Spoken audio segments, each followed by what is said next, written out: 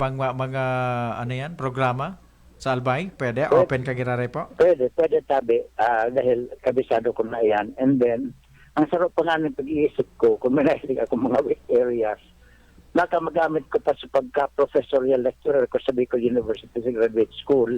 Hilingon ta kung pwede ko pa ma-integrate dahil maski ano man na programa na i-implementar kang gobyerno, kaagibat yan ang pagsabay kang training. Tanganing ang implementation, tama ang direction based naman sa pag-improve kasi pag-suporta sa kapabilidad ng mga implementors, lalo na sa planning and programming.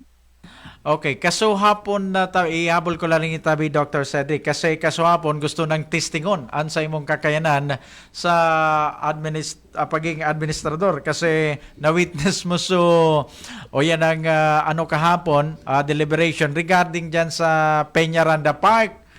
So project dyan. So anong nahiling mo kay ni Tabi Dr. Cedric kasi kaso hapon na pig-testing ka na, inapot ka na. Ano ang opinion mo kay ni? Anong pwedeng gibuon kan provincial government regarding po sa programa o proyektong ini Tabi, sir? Kasi hapon gusto ko ng simbagon, kaya lang dahil pa ako sa posisyon. Dahil pa? Kung sinimbagon ito, may mga conflicting information duman sa mga ibang resource persons na gusto kong i-reconcile na. Apo. Tanganing maging saro sa ang simbag dahil dyan ang number one dyan is ihilingon ko ng papel. Ano ini? Downloaded in sa province o direct payment ng DPWH. Dahil kung direct payment ng DPWH, iba ang protocol dyan, iba ang procedure and administrative concerns. Pero kung downloaded yan sa provincial government, iba naman ang administrative concerns and requirements. Kaya ito ang dahil ko pagkabisado na gusto ko itong ipaliwanag kung halimbawa directly downloaded, papaliwanag ko kung ano. Pag dahil man directly downloaded na direct payment ng DPWH, papaliwanag ko man na kung ano, tapos ang role kang recipient organization. Kaso, pag pinaliwanag ko yan, baka magkaigwala ko si conflict na dahil ko pa masyadong naka-order sa ibang mga departamento. Tama. Kasi kasapon nagyulog nga na kami. Dahil pa nga nakatukaw, gusto na tulos kung tulos ang sa imong opinion. Mahaloy pa kita. Pag sinibag ko ito, pa kita makukongkor tulos. Concurrence mo na Sige. So, pigsusubukan ang kakayahan mo, pero nahihiling kan mga albayano kung gurano ka magiging effective sa bago mong posisyon ngunyan pigiling mi maski sa in ka man ibugtak with your expertise, mga experience so pag mga bisita mo sa iba-ibang country, kaulay mo sa iba-ibang mga local chief executive sa bilog na Pilipinas, ibang mga foreign dakulon kang mga naukdan na pwedeng mas maukudan pa kan mga taga-Albay. Tapos gusto ko i-align ang provincial government program sa national government. Pagkatapos kung pwede pa na may opportunities, gusto ko pang ma-align yan sa international organization. Tanganing ma-maximize ta ang resources wako sa nakang probinsya. Tanganing mapadakol palugod ang beneficyong pwedeng makuha kang probinsya kang Albay. Kung hihilingon ta kung may opportunity dahil kulang ang oras ta sa pirasan ng bulan, eleksyon na. So, kung aram kung pagka-eleksyon kan, ako pag-ilaraan matapunta. Ako feeling ko, sir, dire-diretso na yan. Kung sisema niyan tumukaw sa masunod na, yan? Dakulo ng mga nag-aging bagong administration dyan, liderato sa Capitol, na ka man baga natitinag. Gustong sabihin niya, on dyan so tiwala. Trust and confidence sa imo, sir. Yan. Dahil sa kong problema, ang sinaposan ko baga sa doctoral ko, ining public administration, kaya kabisado ko talaga ang trabaho.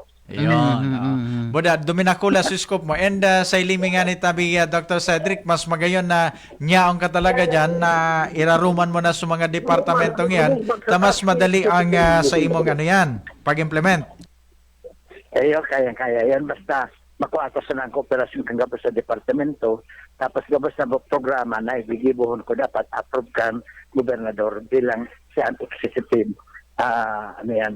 siya ang chief executive kang provincial government. Pagiling ko, sir, mga department head, mga empleyado dyan, dahil mga rumakontra sa imo. Tapos respeto, bagayaon na dyan. Kaso hapon sa nangani, no questions asked, dahil pa nga nag-upon sa concurrence, inarabrasa ka na, tapos ng boxing. Pero bibisitahon ko ngayon sa PDM, abadesa kung iyan siya ta. Pag-istoryahan mo na iyan, and then sa kauroon ko man sa mga departamento. Very good. So, saan ka na, sir, kayo mga opisina? Tibaan dahil na kami data ka na mga WhatsApp si mo. Pwede sa, sa Provincial Administrator's Office, pwede man na bisitahon mo ako. Tama pa bakal tulos akong kape? Awen ni Susan, kapisa na. Alam niyo yung baga nila sa bakala na itutulak pagkatapos sa pantulak. Yan. Mabalyo lang. Sige, Okay. sir. Thank you, sir. And congratulations Congratulations po. And Arami, mas maging effective ka dyan. Sabi nga ni Jam, paano nga yan si sir? Aling ngayon siya sa disaster risk management, tapos ngayon, provincial administrator. Sabi ko, garo, nag-PhD yan sa sa admin. Sarabay kita, sir, nag-graduate, In fact, ang disaster risk management, acquired skill ko man lang yan. Dahil sa mga training ko, tapos nagdagdag ako kay mga edukasyon sa meteorology, volcanology, seismology. Pero ang linya ko talaga, public administration, dahil ang first job ko sa Makati, sa management consultancy firm, management talaga. Swak na swak talaga. So, ini talagang yan. expertise Kaya, talaga. Naging staff ako kang PPDO, tapos naging membro ako hanggang ngunyan kang Regional Land Use Committee sa NEDA. Dahil man sir, nakakamatingin dyan sa provincial capital na garo ngayon may somebody nga ma-feel na ma-intimidate nga sa imo boda, magiging threat ka sa inda. Aram mo, sa totoo lang, gusto ko nang maaraman ini kang publiko. Nakada may maglaog na gobernador, igwas ako nagpapakaraot. Pero dahil sinang madangog sa kuya, masyadong simbag na negatibo. Pero ngunyan sa panahon ni Acting Governor Glenda, dahil na sa kuya nagpakaraot. Siguro sa nagpapakaraot sa kuya, dahil na ligdi sa Kapitolyo. Retired na. Kasi kay Governor Lizarra Cato, kay Governor Gonzales, kay Governor Salceda, gabos siya nagtatarong sa kuya, natangay tarong ka ni. Pagabot man ni Governor Lagman, igwaman. Pinapunan ako nga ni General Baclaw tapos ni Attorney Ian. Araw kami. Ako niya ako, hindi tayo baga tama-retirement. So, halimbawa, ang kasunod ako kang gobernador, tama niya akong problema, tama opportunity. Pero, masyaro ka yan, nanatiwala akong karara ang gobernador, dahil mo naniwala. Yan ang right. Kasi aram ninda kung sisay ano ka. Tama man ang sir gabo sa mga pagkaraot na iyan, mga kaulangan na iyan, dahil man ang gadan pigtatambayan, diretso ka lang sa pagibukan maray na trabaho, nahihiling, so mismo nang ang mas nakakalangkaw sa imo, ang mahihiling kung sisay, sina mapatunay kung totoo o bako ang mga pagkaraot Pero na iyan. And mas nagigain mo sa mas dako lang tiwala. May nagsusambog man siya kung siya nagpagkaraot siya ko, pero dahil siya kimamalis ka na, halimbawa, naglaot ang bot ko, o pag-ilaot ko man siya, o pag-iwala ko siya, dahil lamang siya kimadanggo, dahil lamang siya kimahiling sa kung sitwasyon na garong aram ko pag pagkaraot niya ako. Ako, aram ko, sir. May imidbid ako. Pagpagkaraot si sir? Sa muya, nagampang sa media. Pero sabi ko, ano yan, ako matubod. Baguhan? Nasa loob man. Nabaguhan, dayma. Dayman, dati Aloyo na. Iingin ko na sana sa mo, sir, kung si Sai. Aram na ni sir. Ang pagsusunod ko kayo, so advice ko kato ni Father Red, kung may araw ka na sitwasyon, stick to your job description. So advice man sa kuya ni Monsignor Sora ka ito, ang pangon mo sa nayan, tapos mag-ibok sa nagkamaray, tanda mo that you are going to maintain your credibility. Tama. Kaya sabi mo nga, kang sinabi to sa muya, sampang mo, lamang kung matubod kaya na ano yan, kasi midbinmi ka kung sisay ka. Kasi kung aram mo talaga kung sisay aning persona ini, maski gura no paturo tamblingo ng istorya, aram mo na dahil siya kan matolerar.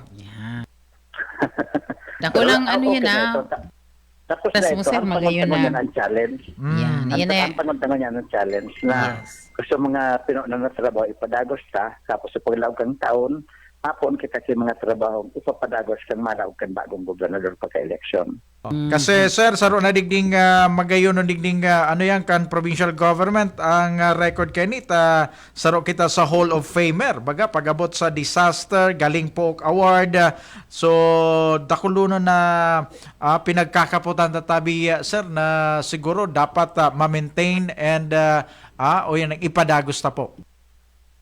Ipapadagos din. Basta sa kuya, makuha ko sa ng kooperasyon kang gabi sa departamento, tapos may approval ang sa tuyang gobernador, so dapat nagibuhon tabi sa approved na budget and appropriations sa provincial government, di kita dyan masasala. Masunod sa nakita kung ano akan nakasulat sa batas. Alright. So, mensahe mo tabi, Dr. Cedric, lalong-lalo na sa mga taga-provincial capital, sa provincial government. So, ano ang mensahe mo sa ina bilang bagong provincial administrator? Anong inot nagigibuon mo dyan? O mapalos kanina sa rong memorandum, ano ang asanin na dyan sa laog tabi, sir? Anong inot mong magiging marching order dyan? Primero, pasalamatan tango na sa tuyang acting governor, Governor Glenda Ongbungao. Pasalamatan taman sa Presiding Officer kan Sangguniang Panlalawigan, the Acting Vice Governor Ray Bragais, tapos sa mga members man kan Sangguniang Panlalawigan na presente kasuhapon. Maski suday nag-atin kasuhapon, sigurado ko, dahil man ito makontra. Kaya pasalamatan taman sindagabos. Ining mga department heads ng provincial government, pasalamatan ta na in advance sa ilang pagkooperar dahil sigurado ko magkakaintindihan kami pag-abot sa mga regulasyon tapos sa pagpasunod ko ano ang dapat na i-implementar pa sa probinsya kang Albay. Kasabay dyan ang mga hospitals na under yan kang provincial government of Albay. Sararo na tabi kita dyan. Ano yan, Jam and Susan. And then, pasalamatan ko man ang media dahil hindi ako nadangog na ibang uring-uring sa media kundi pagsuporta sa pagtaw sa kuyat nin responsibilidad bilang provincial administrator. Opo, thumbs up kami tabi. Sa imo tabi, Dr. Cedric, mula noon hanggang ngayon and sa masunod. Thank you so much, sir. Mabuhay ka po Thank you so and much. good Mabuhay. luck. Congratulations ulit. Salamat man tabi. Alright. Okay. Si PA, Dr. Cedric Darp, and Provincial Administrator kan Albay. Congratulations po. 8:12 na, nina pagkaaga, mabultada kami, makalis lang kayo.